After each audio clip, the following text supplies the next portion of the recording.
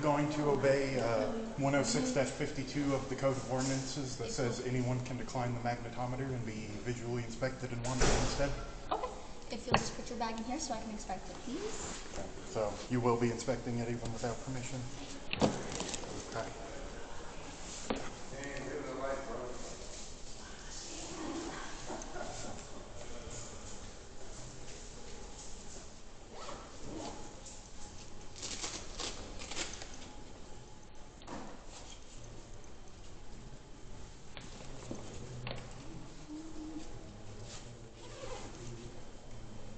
More thoroughly, Captain Brown. He ignored those pockets. A couple zippers on the sides too. Yeah, I saw your phone right here.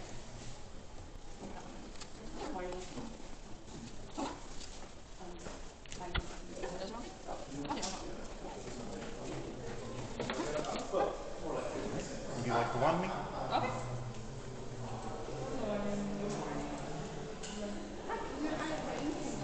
Put your arms out. Thank you. How you doing? Good. How are you? What's up, Forrest? Thanks. Glad I didn't get arrested for that. You like to do that. You're welcome to wand me. I'd like to gain entry. Nazri, I have shown my pockets. Do not touch my stuff. I've shown my pockets. I have nothing. I'm not taking off my recorder. They refuse to wand me. Can you please wand me so I can attend the meeting? You guys are violating the Open Meeting Act right now. I know John Wiley Price doesn't care about it, but you are.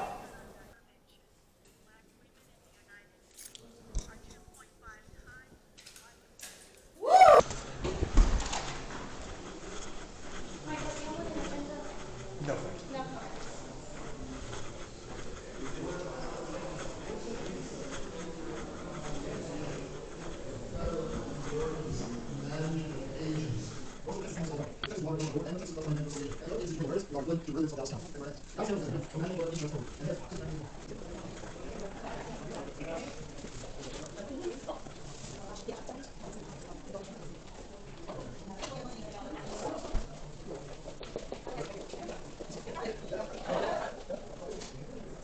Oh, I didn't even notice. They put up that sign since last time.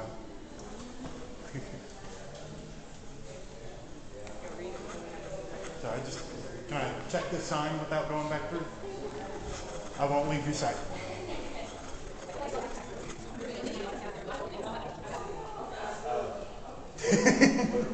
It's got tape covering up the County Marshal parts.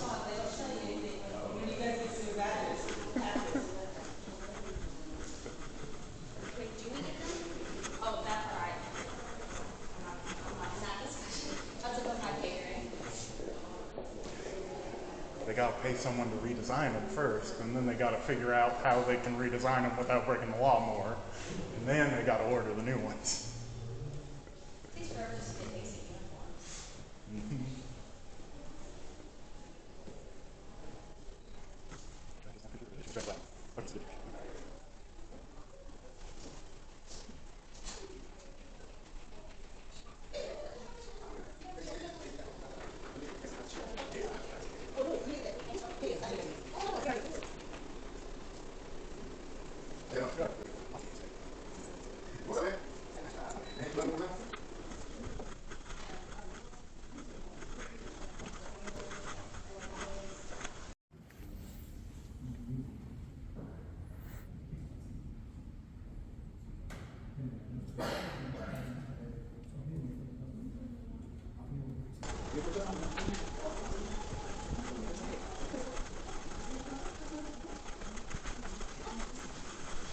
So is there a reason Bazan didn't get researched upon reentry?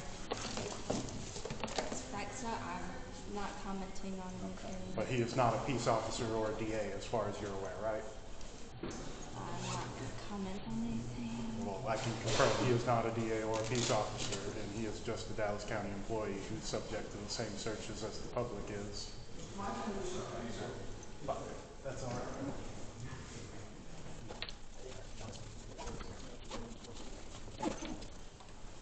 I guess we're supposed to assume he's a DA, even though he didn't show you a badge or an ID. He does though. Michelle, you come in through. There you go. All good, thank you.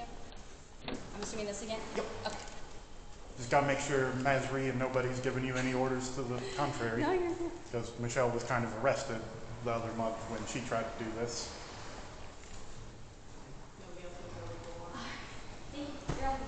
All right, thanks.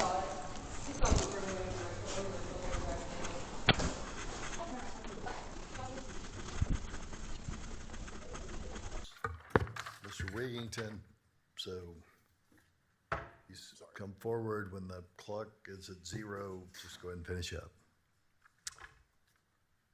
Thanks. Very good. My name is Michael Wigington. I live on Esquire Lane. I come here to speak about this agenda item about apparently Dallas County will be suing the AG's office and is looking to exempt themselves from some bond. I'm mainly commenting on the suing the AG's office. A few news articles have come out recently where county representatives have represented to the news that this county is under the impression that it's legal for the county to do anything it is not explicitly forbidden from doing in state law. That's strange that y'all would then sue the state of Texas because the AG has this section 41.006, report to Attorney General, at the times and in the form that the Attorney General directs, the district and county attorneys shall report to the Attorney General the information from their districts and counties that the Attorney General desires. That's pretty clear that they can ask y'all for whatever information y'all want. Maybe they are expanding past their statutory bounds and are going too far with this. But I just find it curious that y'all would find it so offensive that a state entity would do that y'all would sue when Mr. Summerman at the beginning of March assured me your DA's office would provide me the statutory authority for the fire marshal to do county security at the beginning of March. It is now the middle of May, towards the end of May. I have heard, y'all can't cite a single statute that says fire marshals can do whatever the heck they want that's completely unrelated to fire marshal duties, and yet y'all keep on going. I do appreciate y'all adding the signs out there and that they didn't arrest me for asking to be wanded instead of going through the magnetometer, but this is still ridiculous. Mr. Bazan managed to come right back through. He set off the metal detector. Nobody said anything to him. He walked back right past him. When I asked them why Mr. Bazan was not subject to the same search that every non-peace officer person entering this room is supposed to be subjected to, they refused to comment. So if anyone here has anything to comment on why members of the public are subjected to enhanced scrutiny that your own employees are not, I'd love to hear any reasonable explanation of that that's based in any sort of statute or law of any sort. Thank you. Thank you. All right, we've got a speaker on the miscellaneous. Yes. And so before we get to the speaker on something that's not on the agenda, we'll hear from Michelle Wigington on miscellaneous. Hello, Michelle Wigington. You know where I live. Buried in the miscellaneous equipment brief is the only thing I can find regarding the resignation of the County Marshal Services title, but it's as confusing as having fire marshals that identify as county marshals doing security. The item description says redesign badge for fire marshal blazer electric vehicle, and the justification says the current design on the vehicle needs to be restored. Which one is it?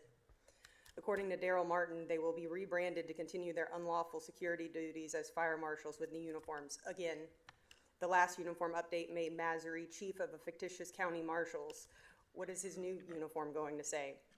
Francis Elliott is a security officer who eagerly grabbed me to assist in violating my rights on April 1st. He wears an identical uniform to those licensed by TCOLE, except for the word security that he conveniently has covered by rolled up sleeves. Will he be impersonating a fire marshal instead of a county marshal now? Will his patch say security, or is that getting dropped too? How many security officers will we have impersonating fire marshals?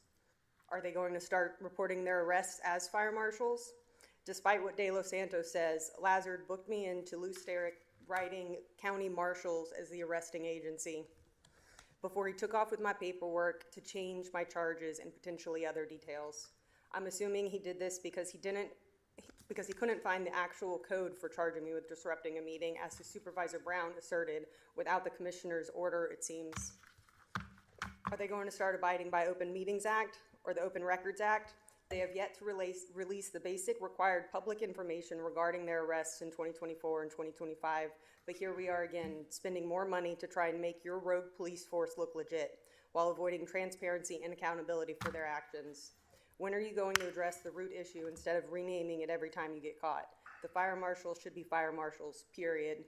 The sheriffs are law enforcement, the constables are bailiffs, and security needs to go back to being security.